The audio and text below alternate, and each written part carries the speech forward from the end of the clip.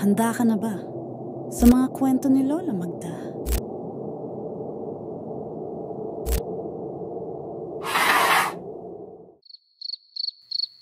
Kapag napadpad ka sa isang baryong ang mga puno'y parang hindi na gumagalaw at ang hangin ay masyadong tahimik, ipikit mo na ang mata mo at magdasal ka.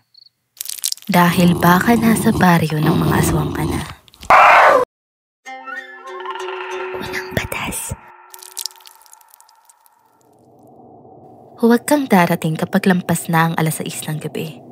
Kung kailangan mong pumasok, siguraduhin mong maliwanag pa ang araw. Kapag ang huling manok ay tumilaok at ang langit ay namula na parang sugat, nagsasara ang mga pinto at hindi lahat ng bahay ay ligtas pasukan. Ikalawang batas. Huwag kang makikipag-usap sa batang naglalaro sa dilim. Walang batang dapat nasa labas pag madilim na. Kung may tumawag sa'yo, nakangiti at alam ang pangalan mo kahit hindi mo pa siya kilala, lumakad ka lang. Huwag kang lumingon. Hindi yan bata.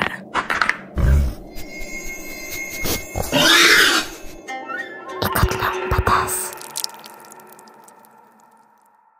Matulog kang nakatapa.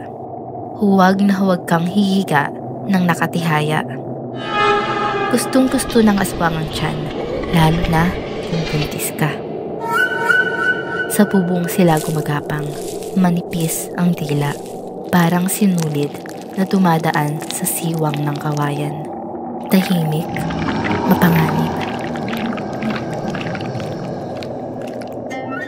Ika-4 na batas. Kung makarinig ka ng tik-tik, tik-tik na parang galing sa malayo, malapit na siya. Baliktad ang tunog. Huwag kang lilingon. Tumatakbo lang ang may pag-asa.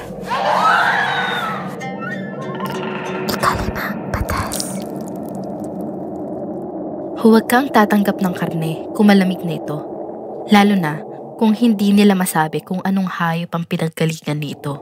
Hindi yan baboy. Hindi yan kambing. At siguradong hindi yan pagkain.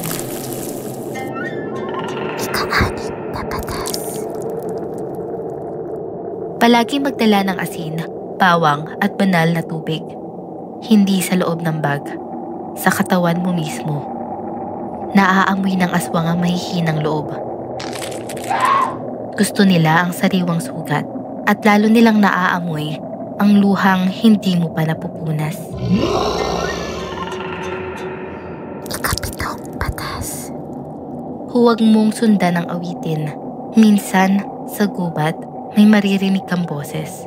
Mahina, maganda. Parang himig ng nanay mo noong sanggol ka pa. Pero hindi mo nanay yan. At pag sinundan mo pa, hindi mo na rin makikita ang daan pa uwi. Huling batas. At ito ang pinakamahalaga. Huwag mong pagkatiwalaan ang matandang nagbibigay ng babala. Huwag mong basta-basta paniniwalaan ang mga kwento niya. Dahil dito, sa baryong to, isa rin siya sa kanila.